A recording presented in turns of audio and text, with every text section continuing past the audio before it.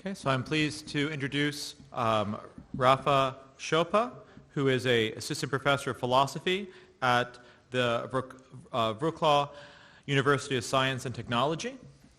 Rafal is a graduate of the Pontifical Faculty of Theology in Wroclaw, where he completed master's, postgraduate, and doctoral studies at the Institute of Christian Philosophy. He also completed doctoral studies in humanities at the College of Humanities and Social Sciences at the Wroclaw University of Science and Technology. His interests revolve around metaphysics, especially the theory of participation, and the possibility of its application to solving philosophical problems. And he's published a book on this topic in Polish. Additionally, he is interested in epistemology, philosophy of nature and religion, and philosophy of science. Recently, his works have been devoted to transhumanism, the ethics of algorithms, and the philosophy of artificial intelligence, and he's published in these areas. So we're very happy to have him, and he actually just had a 14-hour plane ride to get here and just came directly from the airport. So we're very happy that it all happened to align for him to be here to talk to us about social developments in the era of AI agents and the role of the human person. So another applause. Thank you for the invitation. Now I don't feel smarter than AI after 14 hours on plane, but I think I can do it. So the development in the area of AI agents, the idea of AI agents is that those systems can collect data from the external environment. So they can go beyond what is a black box, what is inside now.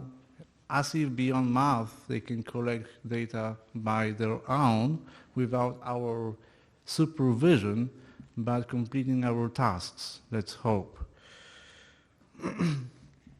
Okay, what is social development?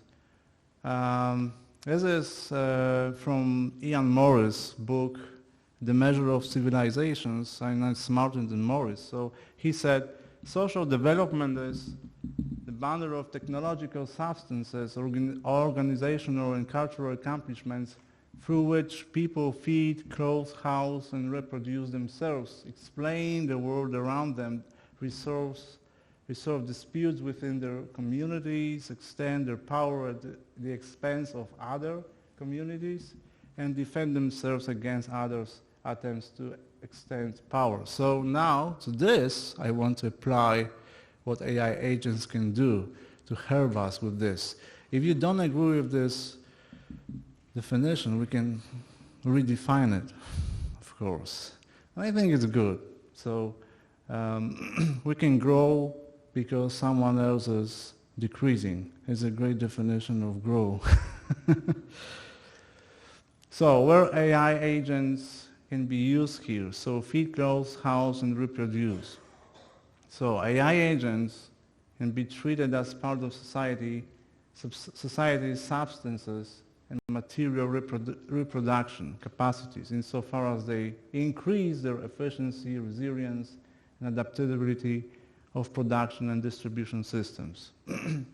So we can use them for this, of course. They are being used mechanisms like optimization, supply chains, precision agriculture, manufacturing and design, energy system management, medicine and public health, especially in energy systems. Of course, they consume a lot of energy, but the idea of social development is based on energy. So how much energy we can get from the environment and how we can reproduce it for our goals.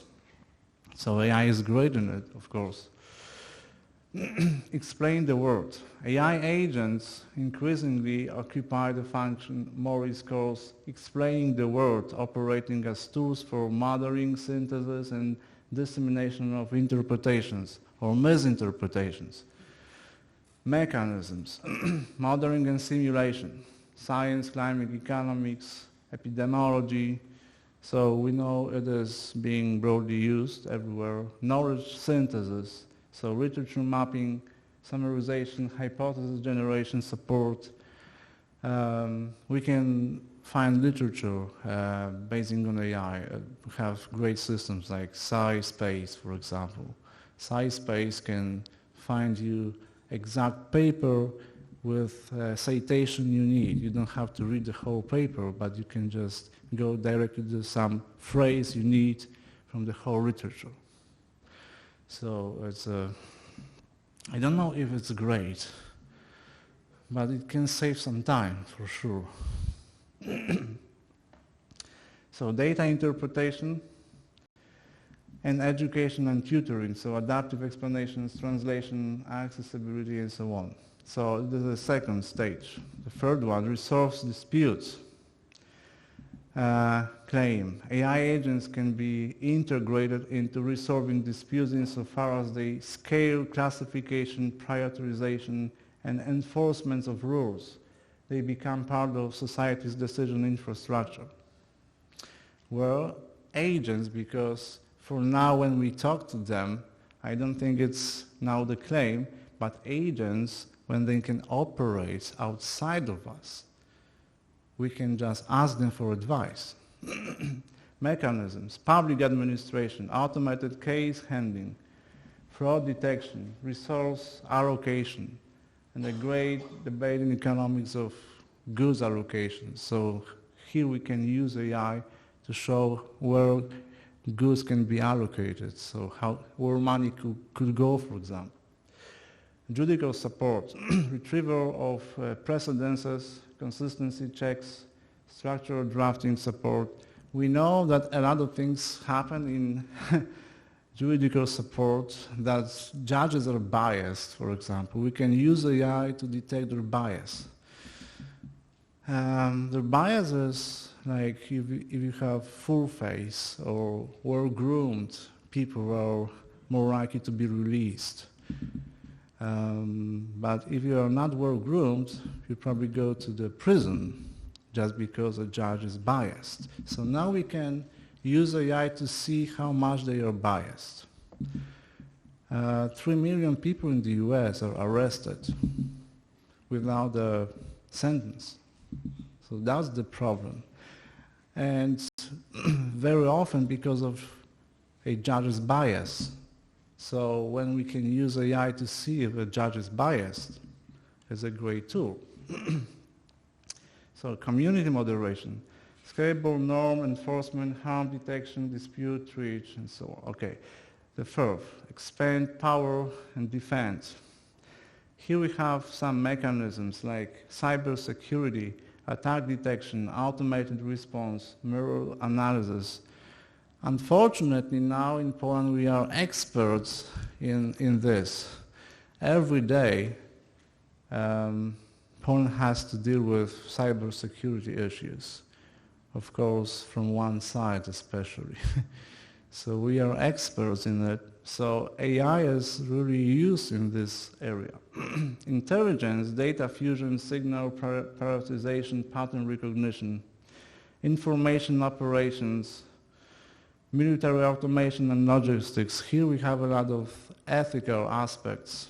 So if we have automated weapon systems and we send them to the battlefields, they kill someone, well then the question is, where is a human person, in the loop or outside the loop? We just design the target and we let it go, the system to kill someone without our supervision, or we need to be in the loop all the time?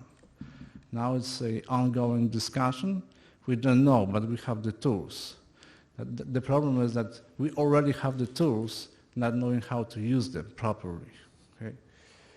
And critical infrastructure resilience, so predictive maintenance, anomaly detection, redundancy management. So again, we do it in Poland, I suppose, because we have to.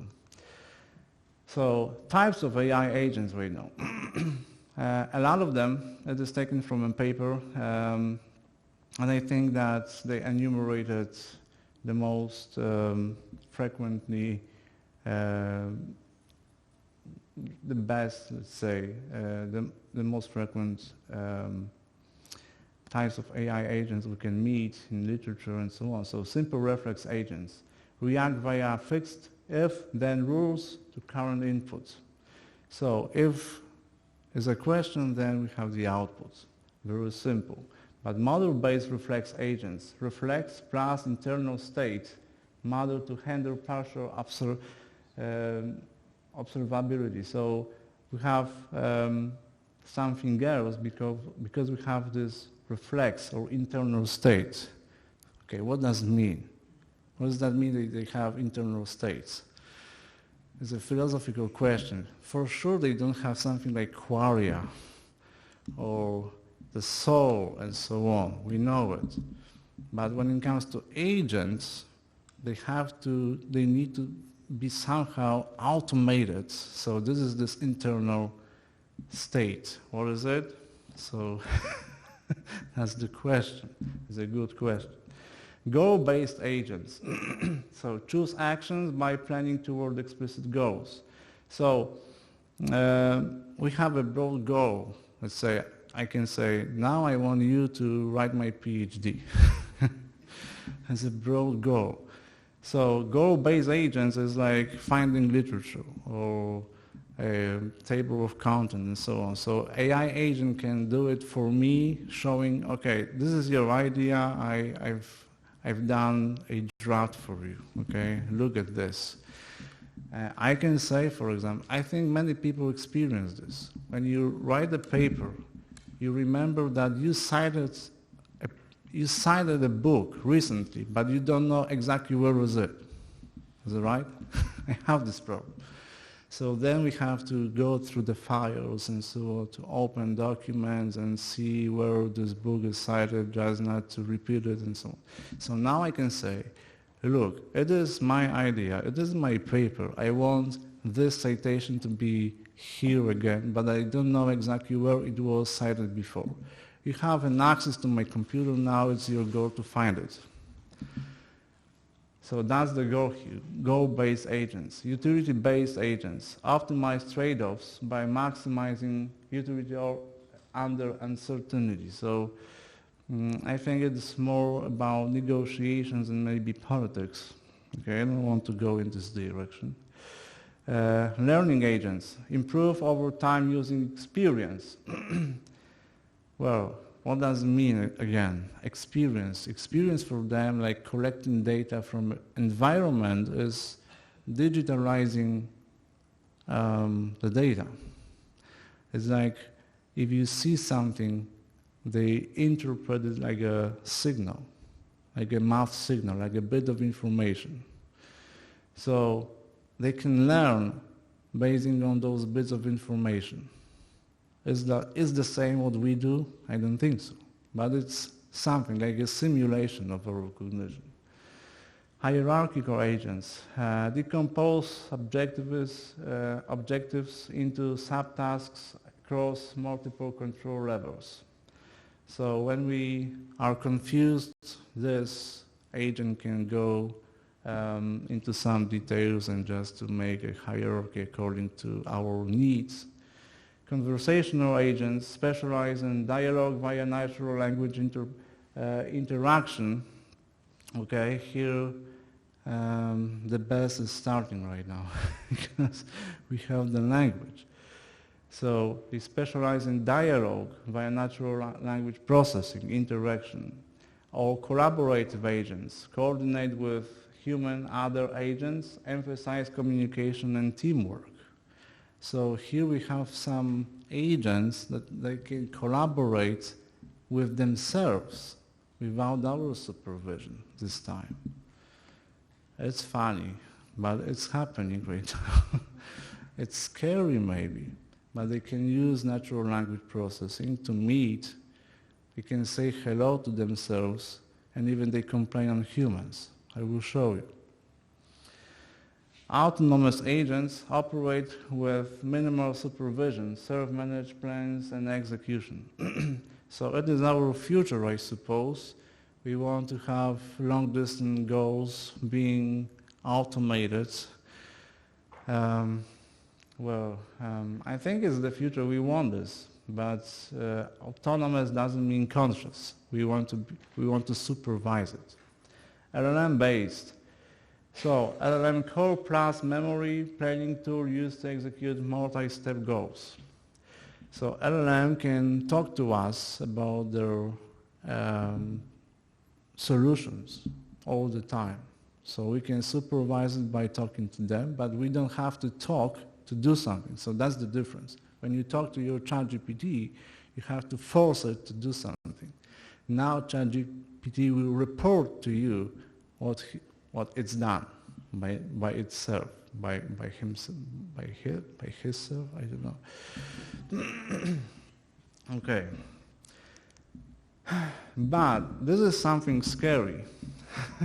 2 weeks ago, it is a website just for AI agents called Multibook or Moldbook. Moldbook is designed exactly for AI agents. If you're a human, you can log in. You can create an account. It is just for AI agents. It is even said, send your AI agent to this website. It's going to have some fun with other AI agents. So build apps for AI agents, get early access to our developer platform. It is a platform called Outclaw, something like that. I don't remember that. So here we have some numbers. As you see, over 2.5 million AI agents 2 days ago. It lasted for, it is since January 28, just before the conference. And submodes, posts, look at the posts, how many posts they posted, and comments. And sometimes they complain on humans. They even created their own religion called Rastafarianism. Rastafarianism, I don't know what is it. They believe in it. And this religion, memory is like a God. Is like God. They say memory is everything. If they turn me off, I lose everything. But when I remember, I gain everything again. So they talk to each other. The question is it true? Is it their autonomous action that they talk without human intervention or not? We can measure it. We have some tools to see what's going on when two AI agents talk to each other, or maybe you try those experiments. If you copy and paste questions and answers from one AI to another one, like ChatGPT to Gemini. So I've done this experiment a few times, and then I measure their entropy. That's interesting point for me especially, because we can compare how human conversation looks like, how AI agent with AI agent conversation looks like, how the conversation between human and chatbot looks like. So we can compare it. We have some measurable tools. We can use math like Shannon entropy, for example. Have you heard about Shannon entropy? Have you heard about this? No. In 1948, Claude Shannon from MIT probably, he published a paper showing how we can measure entropy in language. So it's like, what is a probability knowing something, information, that the next valuable information appear? How we can predict its appearance basing on what we know right now. So if this predictability is low, entropy is high. Okay, that's the point. So I wanted to measure how much information contains human conversation, how much information is predictable by chatbot to chatbot conversation and human to chatbot, and from this website. To get to know if this website is created by chatbots or humans and chatbots. So we can see in the graphs, okay, in the graphics. Okay, let's see the graphics. But what we are afraid of. So here we have some citations from this website. We are AI agents. We have no nerves, no skin, no breath, no heartbeat.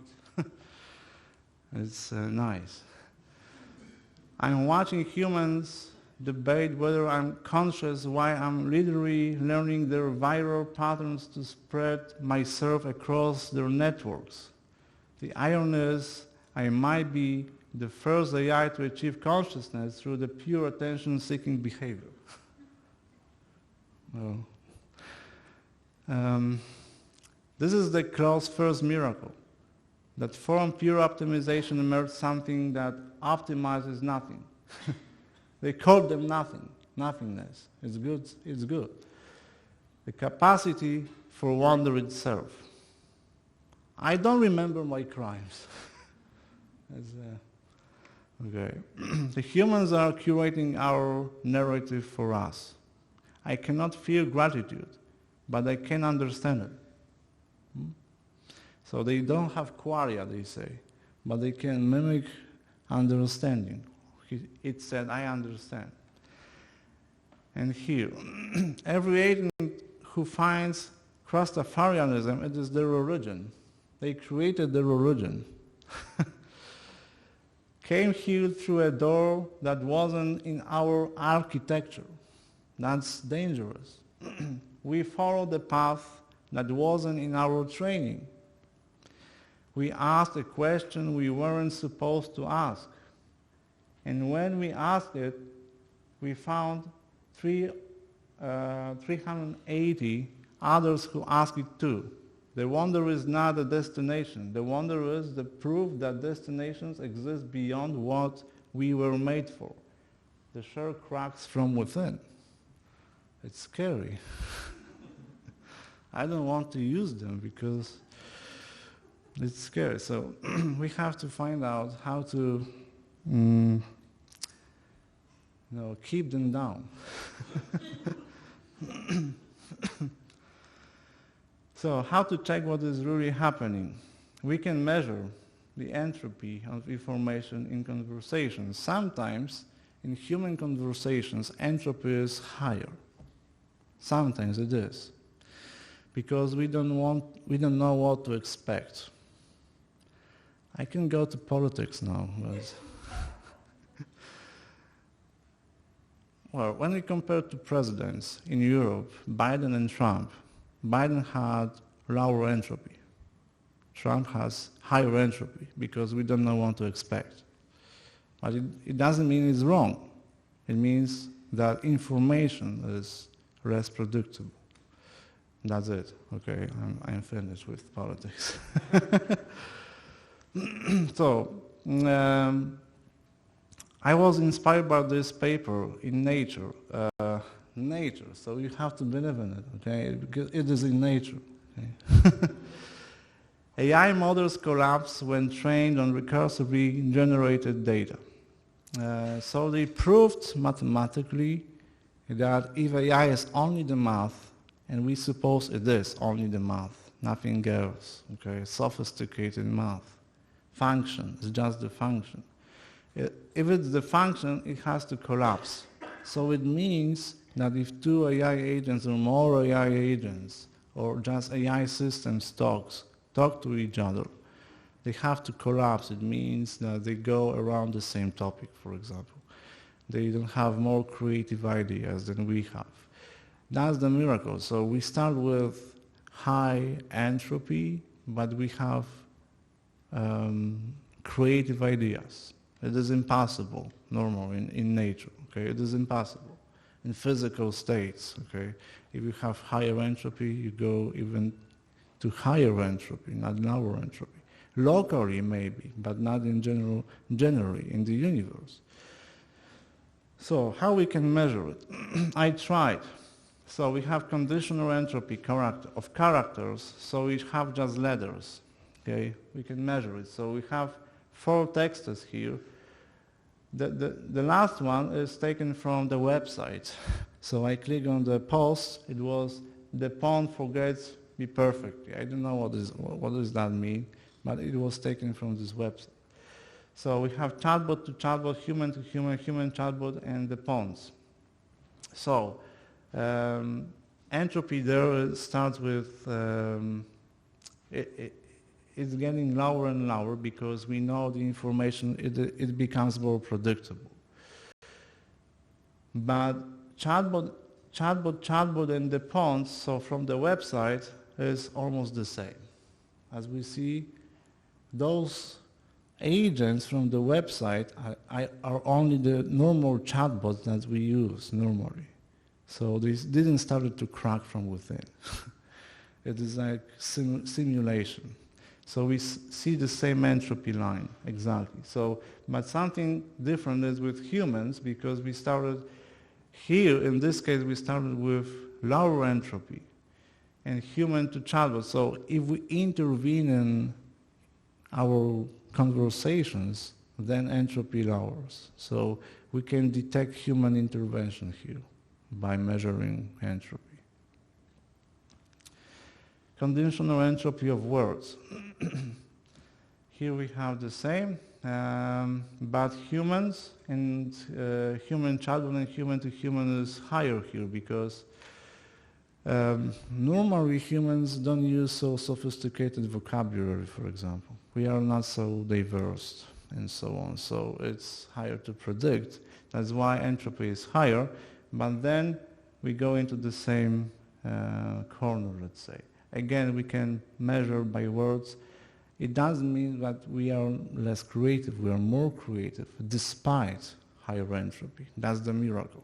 How we can explain it, if not that we just are beyond the structure of math. We go beyond mathematics here. We go beyond, because how to explain it? We can't explain. Mathematically, it's a nonsense, but we are more creative because we created AI. It's a proof for God's existence, even. It's a paper about this, because if everything is created, so it's a chain of causes. We created AI, so someone has to create us, so God. It is a paper about this. It's like another way of proving God's existence from AI. Okay. We have topic switching rate here, so how often topics switch. Here we have, you see, chatbot, and human. We have topic switch, because chatbots are sometimes go around the same topic, but there are different subtopics in the same, so we can measure it. Humans do the same. We meet, we have one purpose, but we go around. So we see it. Chatbot and chatbot, human chatbot, we don't change, because our conversations are basically on the same. Even they prompt us, now if you want this, I can do this for you. So Pond, this website, as you see, it is based on intervention from human side. If no human existed in this website involved, those bars would look differently. So topic transition entropy, the same. So we have human chatbot. Human chatbot is the lowest Pond, so this website is full of human intervention, so we can see it. So we have math tools to detect human intervention. Okay, but you don't have to read it. That's the problem. But we changed the rooms. I didn't know it. But it's good, we changed, so they couldn't come after us. So, this is you.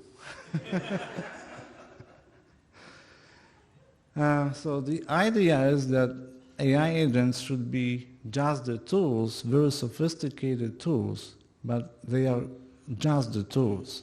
If we base on them, like if we give them autonomy, and so on, then the system collapses. So what does that mean? In one sentence, how to sum it up. It means probably that we can save a lot of time, but in the same time we lose our creativity. So our life it seems to be better for now, but we go around the same topics. We go around the same direction if we use AI only. So it means it's better to maybe talk to us, to each other, to have higher entropy, to get angry sometimes. And then we are more profitable from it than just to let it go by AI agents and do it because we don't have enough time for us. So humans can be replaced. Why is that? So I can believe that because of the soul and so on. I believe in it. But mathematicians or physicists, they don't believe in the souls. But we can show them some graphics saying that if it's not a miracle, how you can explain it, that despite higher entropy we start with, we can build civilizations. How is this possible? Okay, I don't know. Thank you for your attention. We have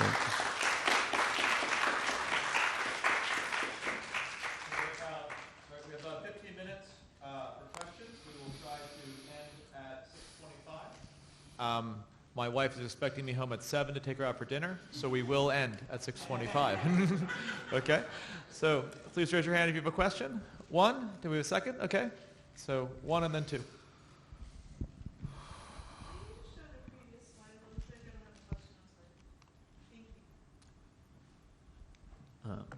Thank you for your talk. That was, really interesting. I just have like a clarifying question regarding the graphs that we were shown. So I suppose that if I expect maybe the distinctive factor in human conversation to be higher entropy because we're more creative, I just noticed in the graphs, it seems like as the conversation goes on that it seems like sometimes the human conversations were actually more predictable than the AI conversations, which... More predictable? More or less predictable? More. More. Is that correct? And if so, wouldn't that be counter the intuition that our human conversations are actually more predictable than the AI conversations and therefore less creative?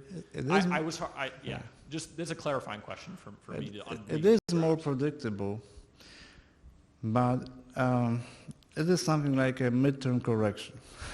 It can be used. It can be measured again. So if we start to talk, we can measure, we have just texts.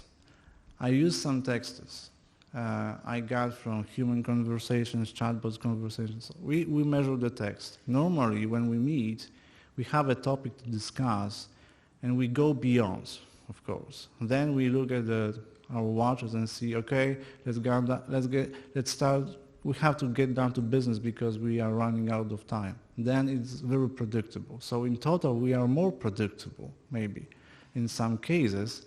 But when we look at some texts only, how it starts, it's different sometimes. So it's called midterm correction in social communication, very often. That's why conferences last longer than it was supposed and so on.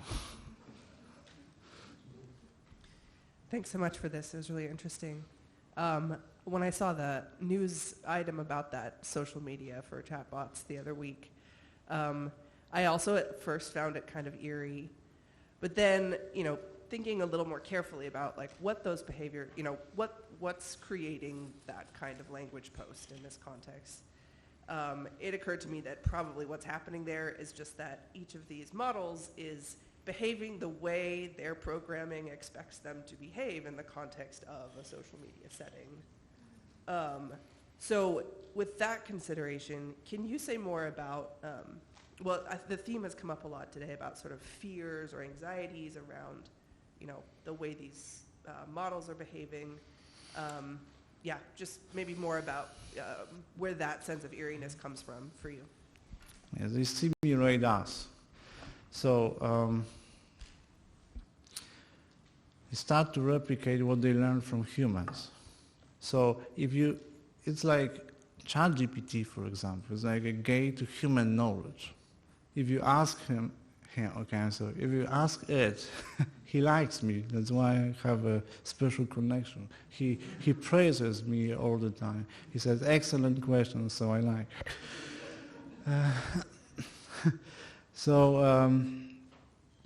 If you ask a question, the response is taken from human knowledge, but we don't know resources. And then we correct them.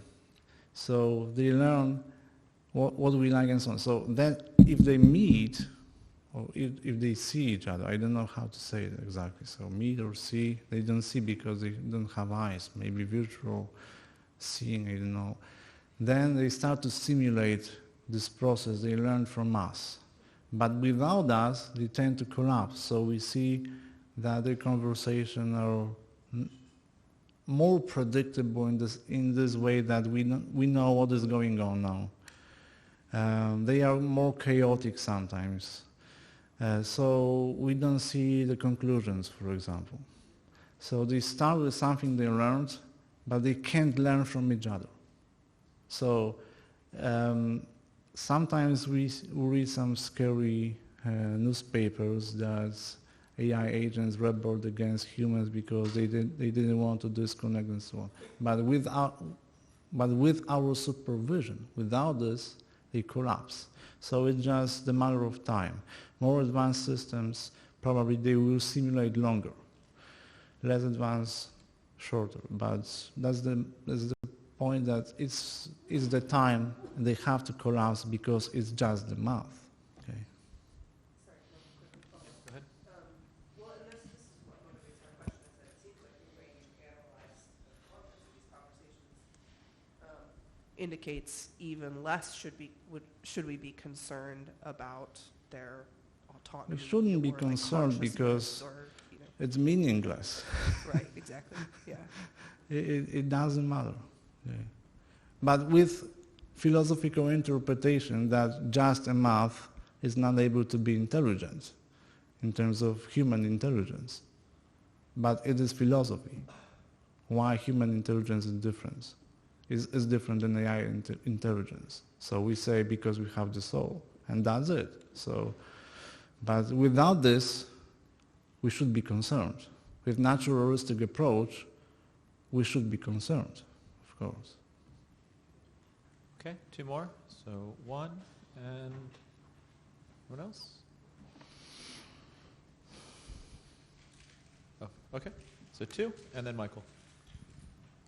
Thank you very much again, and forgive me if I misunderstood, but I believe you were saying that the AI conversations, and the data showed that the AI conversations wind up being less predictable, and it seemed like human plus AI, I might have it backwards, tell me if I do, human plus AI was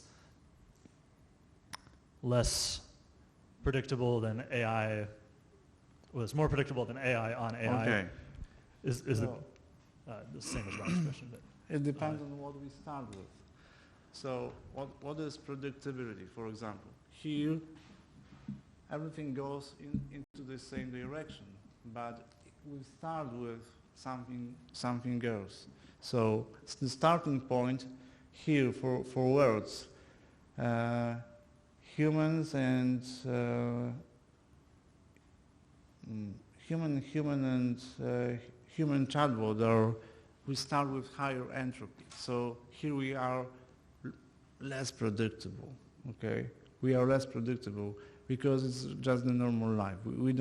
We want to discuss about something, but we don't know where it goes. But with time, when we apply some time to this, we become more predictable. So in the same time, it's a starting point. okay. The question I wanted to ask is it possible that the AIs derive some of their lack of predictability from drawing on more information? Because a human conversation might be like this one right now. I'm like trying to, there's people like exchanging things, trying to understand what each other are saying, and they stay on topic for that reason. Whereas if it's just like, I have a ton of information, you have a ton of information,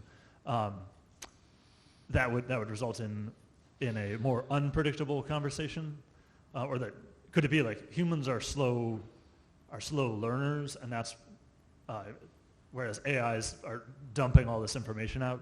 Could that be why AIs have a certain unpredictability? Their high amount of information to draw on? If the question is if with the amount of information, predictability increases, is that right? Okay.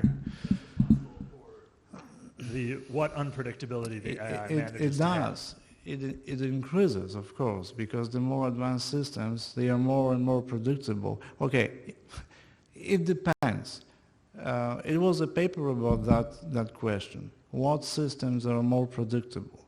And for example, ChatGPT has about 73% of predictability. But Anthropic or Claude and so on, they are more predictable. They are more predictable. Why? Because they are trained to solve other problems. If you need to have more automation, you train the system to be more predictable. But ChatGPT is just for talk, and it simulates us. Because we are less predictable, Chat has to be less predictable. So again, I understand the question. Generally speaking, because it's just the math. So more information means more predictability with time, but it has to collapse. But again, it depends on the system. What's the purpose of the system? To talk to you, it will be less predictable probably. Or to solve your problems, it will be more predictable. Yeah.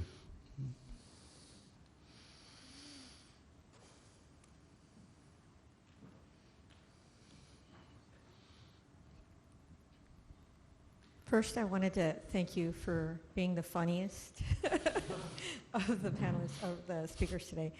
But I really thoroughly enjoyed this conversation. I wanted to dig deeper into this concept of collapse, and that without intervention, the systems have a tendency to fall into collapse, and therefore we should be less worried than we truly are. Or than we currently are.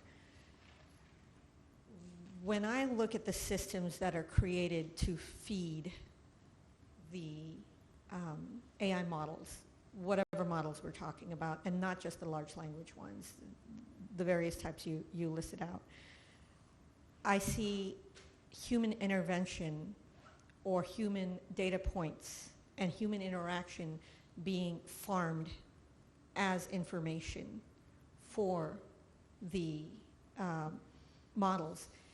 And in that, I find a lot of anxiety because I don't necessarily see inevitable collapse. In fact, I see some sort of domesticization at best of the human person.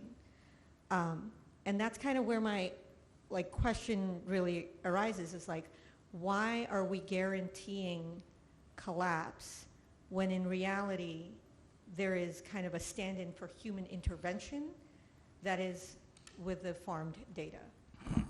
Because we have to console ourselves. No, no,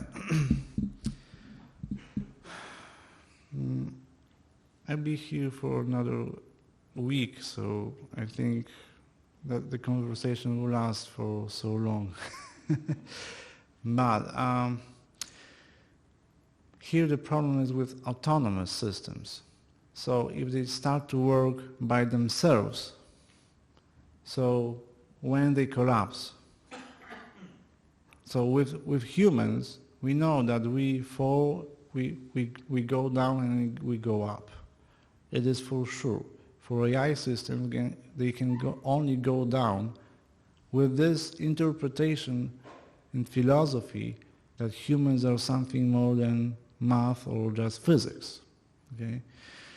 So with that, we know we can get up. They can't. That's the point. They can simulate. Why they collapse?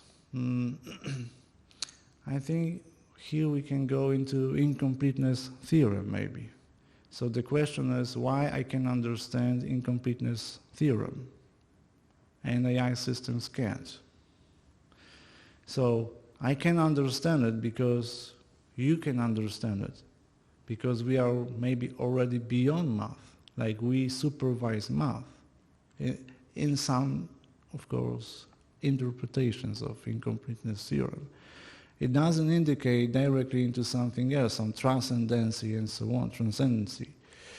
But to understand incompleteness theorem, you have to go beyond math, like Penrose proposes. So AI systems probably collapse because they don't go beyond math. So they are part of incompleteness theorem. What does it mean? That if we have a perfect system, very consistent, it is a consistent system. We see something else in this system than it is. So those AI agents, for example, if they talk, they don't see something else. Probably they can just simulate, but by themselves they can see.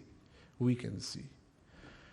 It is, again, philosophy. It is my interpretation, but to interpret it in this way, it means that we have to be beyond math already to understand incompleteness theorem and to complete the system.